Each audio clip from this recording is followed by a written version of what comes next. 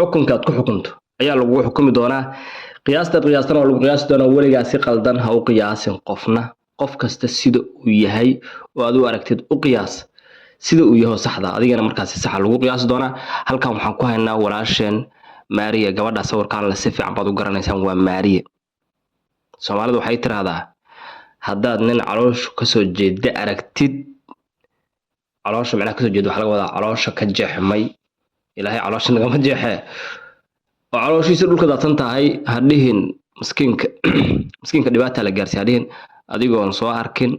qofkii dhibaatadan geystay waxa laga yaabaa qofkii dhibaatada geystay inuu waa hore dhintayba macnaha dhibaato ka weyn inay gaartaa laga wadaa muhiimadda marka maamahadan waxay tahay Maariya gabadhan wax badan ayadoo qeelinaysa ayaan aragnay bal wax yar videogan aan isla fiirino kadibna meesha message-ka uu ku socdo ayaan idin sheegayaa daawasho wanaagsan hello maraweynoya khayr imi aha malena waa kana fiir boosidii passportkaygi tikidkaygi waa kasa loo maraweynaya airportka tikidka am soo suuq baxaad aadan ugu xumahay waa waay mar labaad xalina waa waay haddana waa waay wax walba sameeyay igaraan noqda reer London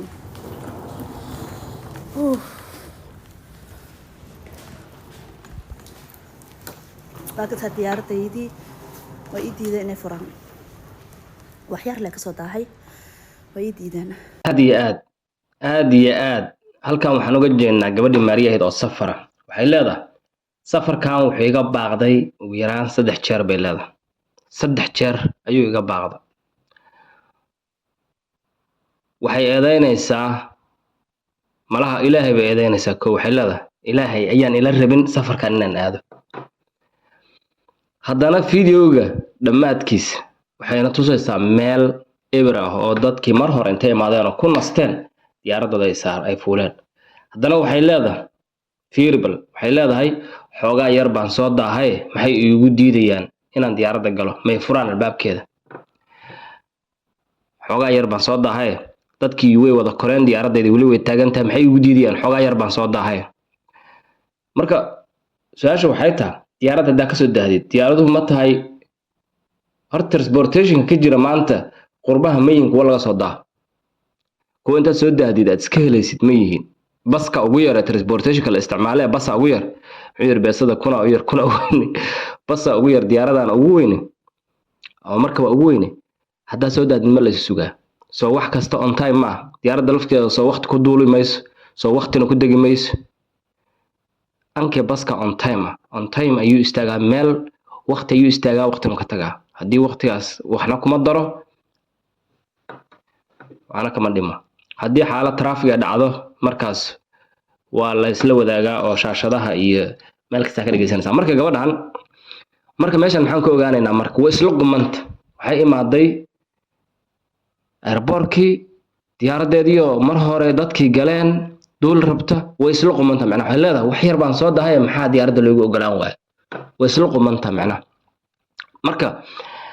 marka qof isla quman diyaaraddii oo ay ka soo daahday oo albaabada loo xiray ka xun maxaa albaabadooda loo xirta ka xun oo isla quman adiga ma kula tahay marka meelaha kale waxyaabaha kalena saas oo kale weeyaan iyadoo qaladkii ugu weyn ku jirtay isla qumanta hadda maalmo ay ooyeysan aragnay ilmaha laga qaatay garbaysa siinaysaa hal qalad ma sheeganaysa wax kasta sida tan hadda ay u qaldantahay oo u dareemaysaan iyadoo diyaaradda ka soo daahday ay isla quman tahay wax kastana sidaas oo kaleeto anagu ma dhahayno waxeedoo dhan ayadaa qaldan ma dhahayn laakiin waxaan ka dareemaynaa videogan kaleeto markaan aragno maadaaba waxaa la yiraahdaa analyze sideedaba analyze waxaa la yiraahdaa waxaad goobjoog u ahayn balse aad qiyaasaysid analyze wasaas adduunyadana waa ka jirtaa adduunyada ma ahayna wax kasta goobjoog ka tahay laakiin wax kasta waxaa jira cabir lagu qiyaasaa jirta oo si loo fiiriyaa jirta markaa fiirsid gabadhan soo daahday diyaaraddii isla quman complain garaynaysa dadkii maaragtay diyaaradda mas'uulka ka ahaa complain garaynaysa kuwii albaabada u xiray diyaaradda lafteeda complain garaynaysa xitaa ilaah bay complain garaynaysaa ay leedahay isaga ka dambeeya waxaanu ilaamu rabo of course wax kasta wax ilaahay iska dambeyn ma leh oo wax hadda la leeyahay qaybtaas ilaahay kama dambeeya qaybtaas ka dambeeya ma jirto oo dunyadan oo dhan ilaaha gacanta ku hayo so laakiin diyaarad qof ka soo daahay qof complain gareynaya ma kula tahay inuu waxyaabo qalad oo ka dhacayna wax xasuusan kara ma kula tahay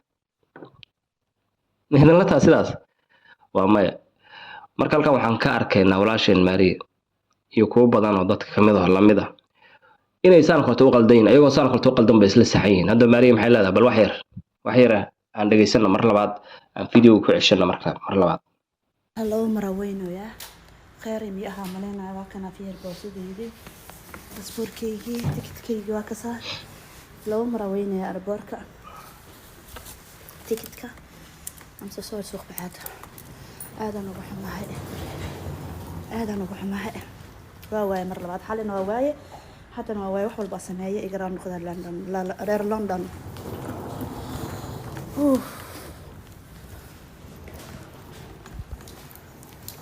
laakiin diyaaradaydii way ii diideen inay furaan wax yar le ka soo daahay way ii diideen aad iyo aad waxaan filayaa inaad si fiican u dhageysateen waxay leedahay wax yar baan soo daahay mi albaabkayga furaan sida muuqata meesha ay kaamirada ku hayso hal qof kuma harin dadkii diyaaradda lagu talagalay ee ku sugayay qaybtaas diyaaradii bay koreen dhamaantood laakiin Maariya waxay leedahay I don't know waxay ku soo daaday garan mayno wax ku soo daaday laakiin waxay leedahay maxaa la iga furu waayay albaabka aniga in la isugu yahayd macnaha garan maayo de wax kasta intay saa u qalado ayaa dana saa u dacwoonay wax kasta intay qalado laba jeer bay ka soo daaday diyaaradda say sheegtay laba jeer tikid goosatay oo labada jeer ba too late soo marka inkastoo dadka Soomaalida dhan inay late yihiin mararka qaarkood ee dadka Soomaaliyeed balamaha inkastoo dadka ay balamaha ku fiican intooda badan haddana mararka qaar balamaha Soomaalida kuma fiicna I don't know xaalado badan miyaan haysta moogi waan soo daahnaa waxbaa naga halaaba marka gabadhan Maariya waxayna tusaysaa wax kasta markii ay qalado ayay complain ka sameynaysaa waxay leedahay anaa saxsanaa sida haddaba diyaaradda uga soo daahday hadda ilmaheeda ka maqanna waxaan ognahay in ilmo ciyaar lagu qaadin sida runta waa sidaas ilmo la iskama qaato laakiin sabab baa jirta meesha sababtu maxay tahay sababta dariskaaga soo gudbin kara ilmahaaga gudbin kara ummadda oo dhan ba ku arki karta ya haddii aad tahay waalid xun dabcan dadka dariskaaga soo gudbinayo ama ilmaha halfurkooda ku dacweynayo soo marka hadda Maariya waxay ku doonaysaa diyaaradda la wada koray ya wax yar aan soo daahay waa iska caadi ah laga furo soo qaladaadka ilmaheeda iyo qoyskeeda ka galeysana maxay taagan tahay waxaan aniga leemoho ana iska leh ilmahayga leemoho gurigayga soo ma ya marka wax cajiib weeyaan wax cajiib weeyaan waxa loo baahan yahay dadka inay noqdaan kuwa qaladkooda qortada haday Maariya dhihi lahayd diyaaraddan waa ka soo dahay qaladkan ana iska leh haday dhihi lahayd maxaa yeelay waan soo dahay haday dhihi lahayd waxay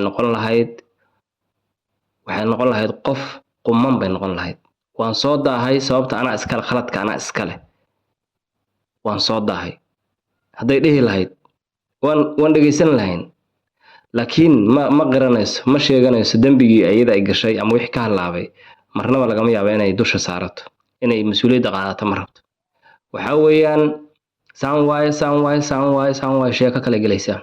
marka meeshan waxa ka soo baxaya marka analysis marka ku sameeyno sheekadeeda dhan iyo dhibaatooyinkeeda dhan iyo ilmaha ka maqan iyo waxaas oo dhan boqolkiiba 80 qaladka ayada iska leh malaha 20 baa laga qaldan yahay according to the analysis markii loo tixraaco xuraanka iyo baaritaanka videogan aan ka helayno maxaa yeelay videogan waxay aaminsan tahay boqolkiiba boqol inay saxsan tahay aaminsan tahay videogan waana boqolkiiba boqol way qaldanta soo marka maadaama videogan ay oo boqolkiiba boqol qalad qof kasta arkayo iyadoo boqolkiiba boqol ay isla quman tahay waxaan dhihi karnaa wax kasta oo boqolkiiba boqol ay isla quman tahay waxay noqon karaan boqolkiiba boqol wax qalad ah hadda ma isfaan hadalka nala soo gaartay waxaan ku baraarujinaa hooyooyinka ilmaha xuquuqdooda ugu doodnaa aabayaashana ku saxnaa hadalka nala soo gaartay please YouTube channelkayga subscribe sar adoo mahadsan intaan video lamid ku kulmi doono sidaas iyo nabadgelyo